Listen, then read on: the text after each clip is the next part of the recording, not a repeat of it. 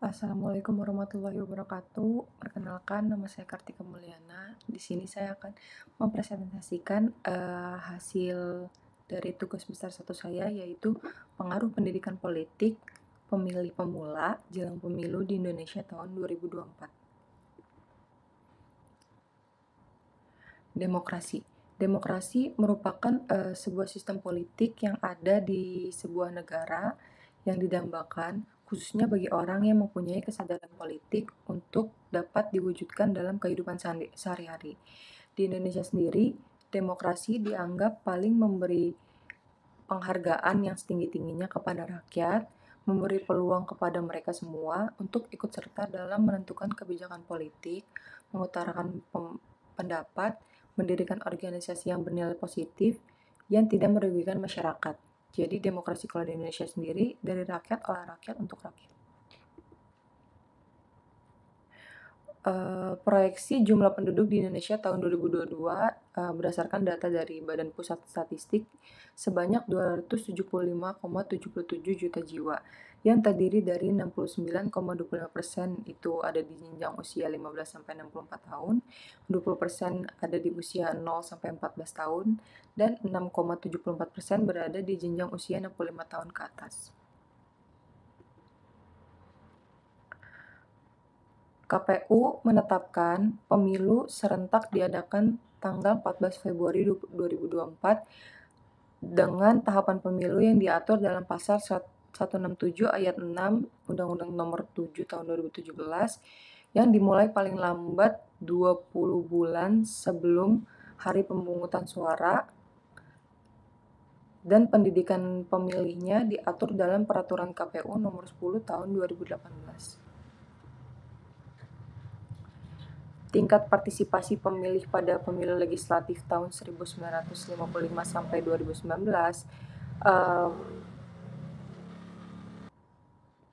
Di sini kita bisa lihat dari grafiknya pada tahun 1955 sampai 1999 persentasenya masih cukup tinggi karena lebih dari 90% penduduk ikut berpartisipasi.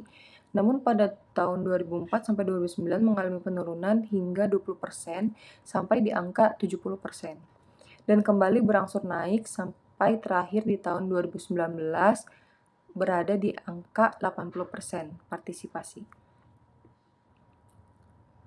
Dari jumlah dan persentase penduduk di Indonesia, KPU telah menetapkan objek atau sasaran pendidikan pemilih yang salah satunya merupakan pemilih pemula yang berada di tingkat SMA, SMK, atau MA.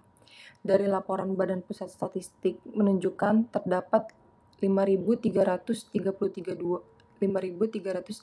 unit sekolah di Jakarta pada tahun 2021 yang terdiri dari 584 unit sekolah SMA dan 576 unit sekolah SMK dengan murid sebanyak kurang lebih 400.000 orang.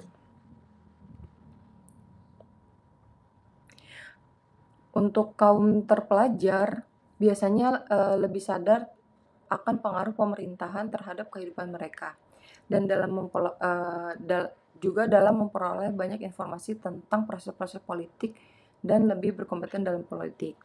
Sebagai pemilih pemula yang di tingkat SMA dan SMK, hal dasar yang perlu dipahami yaitu pendidikan politik. Apa itu pendidikan politik?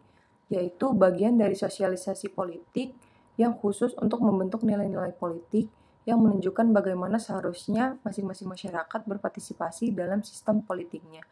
Tujuannya agar pemilih pemula ini dapat berpartisipasi menggunakan hak pilihnya dengan bijak, menyiapkan kader-kader muda yang dapat diandalkan untuk memenuhi harapan masyarakat dan bangsa sehingga tidak apatis.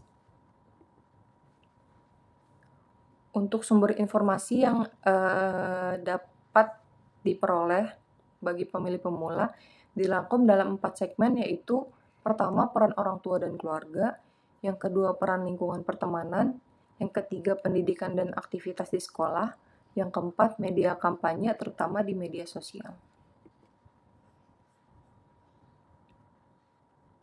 Yang pertama yang akan dibahas yaitu peran keluarga dan orang tua.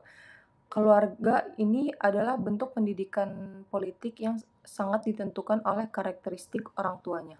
Karena orang tua merupakan aktor dominan dalam pembentukan peran anggota keluarga. Sebagai tahapan pertama pembentukan watak dan perilaku pemilih pemula ini dapat dimulai dari sosialisasi politik partisipasif. Apa itu sosialisasi politik partisipasif? Yaitu sosialisasi yang memberi imbalan perilaku baik jika anggota keluarganya melakukan hal baik, terus memanfaatkan komunikasi verbal, juga sosialisasi yang berpusat kepada anak. Untuk selanjutnya pertemanan itu bagi kaum remaja memerlukan pengetahuan politik dan yang memiliki kesadaran tingkat tinggi karena mereka itu pemilih pemula. Hal ini bisa diwujudkan dengan cara pembelajaran politik interaktif yang beragam seperti diskusi, debat, maupun kampanye sebaya.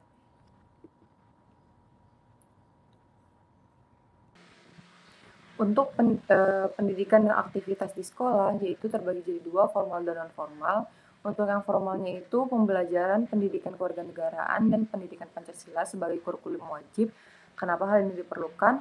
Agar dapat menjalin kebersamaan, persamaan, kebebasan yang terukur, menciptakan toleransi, kemerdekaan berpendapat, dan kemampuan untuk menahan diri. Dengan sikap demokrasi tersebut, siswa yang akan menjadi pemilih yang produktif dan pemilih yang tahu pemimpinnya, dan juga pemilih yang tahu bagaimana cara mengambil sikap jika pemimpin pilihannya tidak terpilih.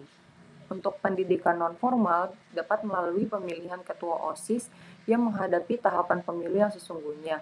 Dengan cara ini